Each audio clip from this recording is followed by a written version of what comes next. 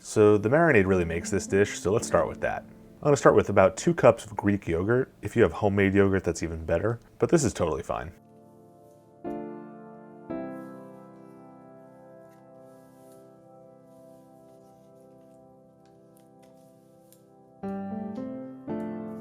Next, I'm going to take a few cloves of garlic, peel them, remove the little nubbin, and crush them. You need about 2 tablespoons. Then I'm going to peel about 2 tablespoons of ginger. I like using the back of my knife. And I'm going to mince that down as fine as I can go. You could use a mortar and pestle or a food processor, but this is fine. We're going to marinate the lamb for a long time, so this will do nicely. Now the recipe didn't really specify what kind of green chilies to use, so I got 2 different types. I got serranos and Thai bird chilies, but feel free to use whatever spice level you want to use for this. I'm going to give them a rough mince and dump those guys in with the rest of the ingredients. Now I've got some coriander seeds as well as some cumin seeds. I'm going to briefly toast those in the bottom of a skillet until they start to get fragrant.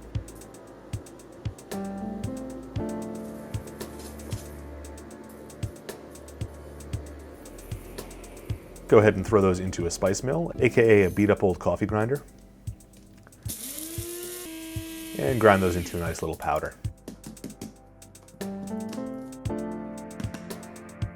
Consider whether to use all of it. Yeah, let's go ahead. Now I've got some almonds. I'm using sliced almonds because they'll be easier on that spice mill when we go to grind them up. So do the same thing for these, grind until they're a nice fine powder. You could also just chop them up if you wanted to, but this is a lot easier. Add in about a tablespoon of that. Next up, I've got Kashmiri chili powder. It's not really very spicy, but it's got a distinct smoky kind of flavor. Alternatively, you could use gochugaru, or in a pinch, some smoked paprika. And this is Garam Masala. It's your basic Pakistani and Indian spice blend. And this is a papaya. And this is the inside of a papaya. It's got these seeds that look a lot like some sort of caviar, but I'm told you shouldn't eat them. I only need a little bit of this, so I'm going to slice it up into small pieces, and then I'm going to peel the skin.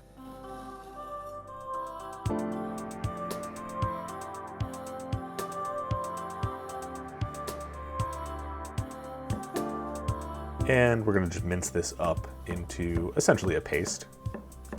By the way, this smells a little bit like vomit. It's got a sweet, fruity flavor, but there's just this hint of vomit at the very beginning. It's almost like how durian reminds people of garbage. This reminds me of vomit. So I don't know what I'm going to do with the rest of this, to be honest. And on that note, go ahead and mix that all in.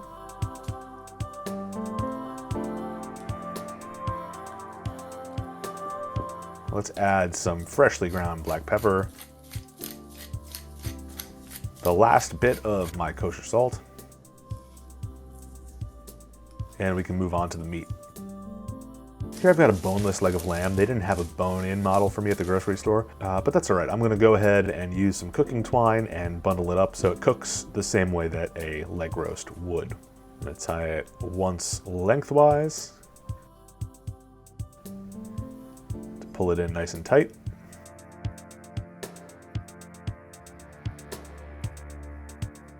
Once crosswise.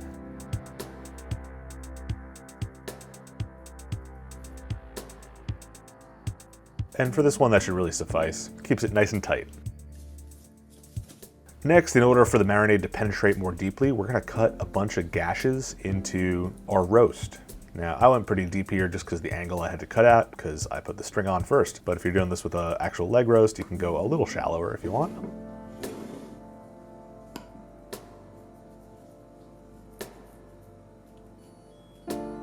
Let's go ahead and douse that with salt. Rub it on in, get it into some of those grooves. Then we're gonna slather this thing in our marinade. I don't know if it should even be called a marinade at this point because it's so thick, but it essentially does the same thing. That papaya in there is actually a tenderizer, which is part of the reason we want to get it deep into those folds. So make sure you poke your finger in there and get real messy. Let's go ahead and throw some plastic wrap on that, and we're gonna throw it in the fridge overnight, or at least 8 hours. So basically overnight. All right, new day, new shirt. So I've got my lamb out of the fridge. I'm gonna just transfer it to a baking dish and cover it up with tin foil, nice and tight. Crimp it around the edges. You could also just do this in tin foil in one of those pouch sort of situations, which would save you a heck of a lot of cleaning because that marinade is gonna get all over this dish and you're gonna have to soak it and scrape it and yeah, just do it in the tin foil. Why not? Let's throw it into a preheated oven at 180 centigrade or 350-ish for, about 45 minutes. Once 45 minutes are up, we're gonna take off that tin foil. I'm gonna baste it real quick just to get some of those aromatics back on top and redistribute some of the juices.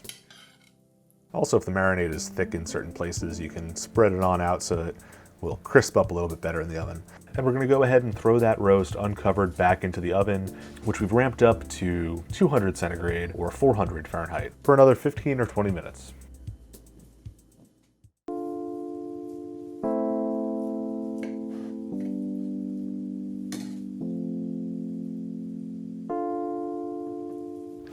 Well, the outside got extra crispy. It looks real nice. Ooh, nice and tender.